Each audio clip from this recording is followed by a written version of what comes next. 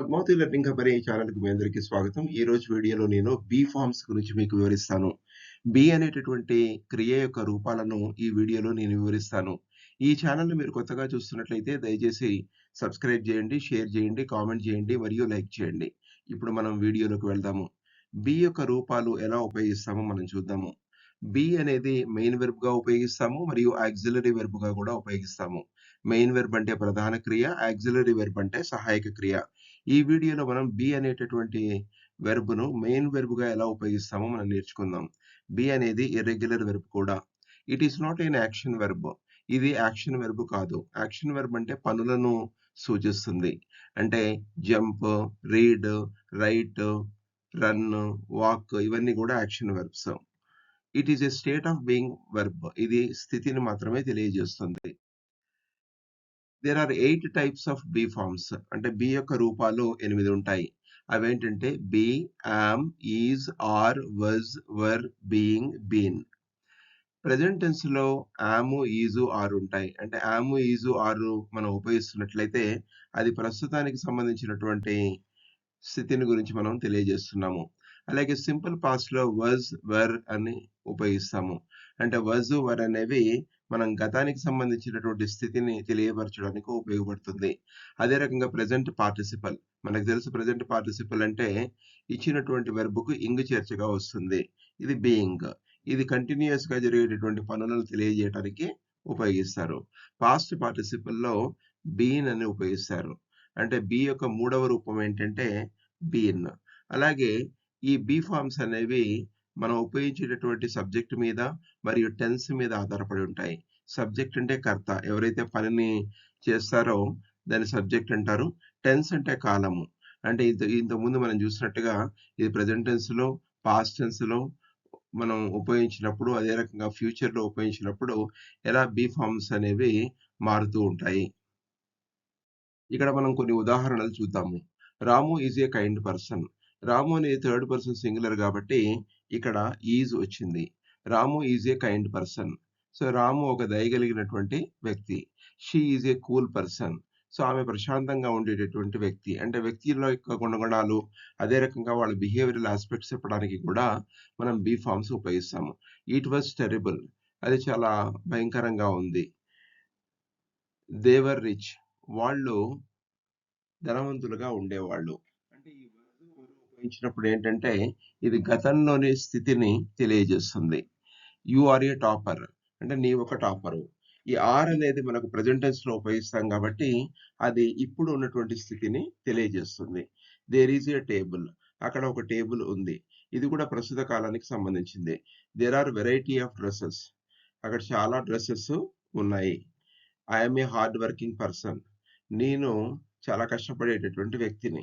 ఇలా వ్యక్తుల యొక్క గుణగణాలను గాని, లేకుంటే వాళ్ళ యొక్క బిహేవియరల్ ఆస్పెక్ట్స్‌ని గాని మనం ఉపయోగించడానికి మనం బీ ఫార్మ్స్‌ని ఉపయోగిస్తాము. అదే రకంగా ఇక్కడ ఏం గమనించాలంటే ఈజ్ గాని, మనం ఆర్ గాని ఉపయోగించినప్పుడు అది ప్రెజెంట్ టెన్స్‌ని ఇండికేట్ చేస్తుంది. వాస్ గాని, వర్ గాని ఉపయోగించినప్పుడు అది పాస్ట్ టెన్స్‌ను తెలియజేస్తుంది. ఈ బీ ఫార్మ్స్ అనేవి వ్యక్తుల యొక్క ప్రొఫెషన్స్‌ను తెలియపరచడానికి కూడా ఉపయోగిస్తారు. I am a doctor. నేనొక డాక్టర్‌ను. ఐ పక్కన ఎప్పుడు కూడా యామ్ అనేటటువంటి బీ ఫార్మ్ వస్తుంది. They are a team of engineers. వాళ్ళు ఒక ఒక ఇంజినీర్స్ యొక్క టీమ్ వాళ్ళు. She was a sports person. So ఆమె ఒక క్రీడలో ఆడేటటువంటి ఒక వ్యక్తి. She is he is a teacher. అంటే అతడు ఒక ఉపాధ్యాయుడు. It is a wonderful place. So అది ఒక అద్భుతమైనటువంటి ప్రదేశము. We are the students from the same college. మేము ఒకే కాలేజీ నుంచి వచ్చినటువంటి విద్యార్థులము. I am 13 years old. నేను 13 సంవత్సరాల వయసు కలిగి ఉన్నాను. She was 20 years old. ఆమెకు 20 సంవత్సరాలు ఉంది. అంటే ఇక్కడ మనం చూసినప్పుడు కూడా ఈ ప్రొఫెషన్స్ ను చెప్పేటప్పుడు మనం అదే రకంగా ఏజ్ ను మనం చెప్పేటప్పుడు కూడా ఇక్కడ మనం ఆము, ఈజు, ఆరు, వజు, వరు ఉపయోగించాము. ఇక్కడ ఏం గమనించాలంటే ఎప్పుడైనా ఆము, ఈజు, ఆరు ఉపయోగించినప్పుడు ఇది ప్రస్తుతం ఉన్నటువంటి స్థితిని తెలియపరుస్తుంది. అదే మనం వాస్ గాని, వర్ గాని ఉపయోగించినప్పుడు అది ఇంతకు ముందు పరిస్థితిని తెలియపరుస్తుంది. అంటే she was a sports person అంటే అది గతంలో, ఇప్పుడు కాకపోవచ్చు. సో, ఈ రకంగా మనం బీ ఫార్మ్స్‌ను మనం ప్రొఫెషన్స్‌ను తెలియపరచడానికి కూడా మనం ఉపయోగిస్తాము. మరికొన్ని ఉదాహరణలు మనం చూద్దాము. ఐ యామ్ ఎర్లీ అంటే నేను త్వరగా వచ్చాను. వి ఆర్ లేట్ అంటే మేము ఆలస్యంగా ఉన్నాము. హి ఈజ్ ఆన్ టైమ్ అతడు టైమ్‌కు ఉన్నాడు. ఇట్ వాస్ 12:00 అది 12 గంటలు. అంటే వాస్ ఉపయోగించినప్పుడు ఏందంటే, మనం గతంలోని పరిస్థితిని మనం తెలియజేస్తున్నాము. ఐ యామ్ యాంగ్రీ నాకు కోపంగా ఉంది. అంటే ఇది మనం ఫీలింగ్స్, ఎమోషన్స్ చెప్పేటప్పుడు కూడా మనం బీ ఫార్మ్స్‌ని ఉపయోగిస్తాము. వి వర్ హ్యాపీ మేము సంతోషంగా ఉండేవాళ్ళము. అంటే ఇది కూడా గతంలోని స్థితిని తెలియజేస్తుంది. He is afraid of doing that work అతడు ఆ పనిని చేయడానికి భయపడతాడు. So, she was very sad ఆమె చాలా విచారంగా ఉండేది. అంటే మనం ఇక్కడ వాస్ గాని, వర్ గాని ఉపయోగించినప్పుడు ఇది గతంలో ఉన్నటువంటి స్థితిని తెలియపరుస్తుంది. అదే మనం యామ్, ఈజు, ఆర్ ఉపయోగించినప్పుడు ప్రస్తుత పరిస్థితినది తెలియజేస్తుంది. ఇక్కడ మరిన్ని ఉదాహరణలు చూద్దాము. She is being sincere in her work. ఆమె తన యొక్క పనిలో సిన్సియర్‌గా ఉంటుంది. అంటే ఇక్కడ ఈ బీయింగ్ అని ఉపయోగించినప్పుడు ఏంటంటే, ఇది ఒక కంటిన్యూయస్‌గా జరుగుతున్నటువంటి స్థితిని తెలియపరుస్తుంది. I am being very cool. నేను చాలా కూల్‌గా ఉంటాను. అంటే ఇదేంటంటే, ఒక ప్రెజెంట్ కంటిన్యూయస్ టెన్స్‌లో మనం చెప్పేటప్పుడు బీయింగ్ అనేది ఉపయోగిస్తాము. యామ్ బీయింగ్, ఈజ్ బీయింగ్ అలా ఉపయోగిస్తాము. They are being very helpful. వాళ్ళు చాలా సహాయంగా ఉండేవాళ్ళు. అంటే ఇది కూడా ఒక కంటిన్యూటీ స్థితిని తెలియజేస్తుంది. I will be on leave అంటే నేను లీవ్‌లో ఉంటాను.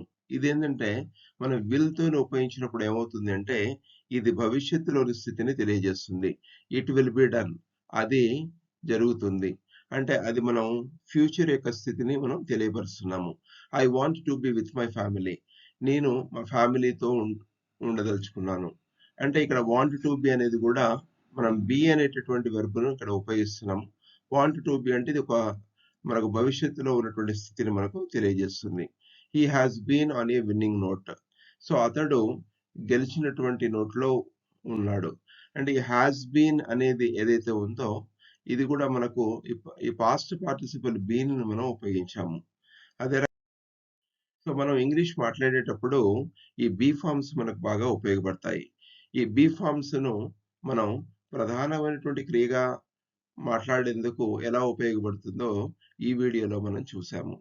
అంటే మనం ఇక్కడ బీ ఫార్మ్స్ అయినటువంటి యామ్, ఈజు, ఆరు, వజు, వర్రు, బీ, బీయింగ్, బీన్ ఈ 8ని ఎలా ఉపయోగించాలో ఉదాహరణల ద్వారా మనం నేర్చుకున్నాం. ఇది బాగా నేర్చుకున్నట్లయితే వేరు వేరు సందర్భాల్లో ఇంగ్లీష్ మాట్లాడేటప్పుడు ఇది బాగా మనకు ఉపయోగపడుతుంది.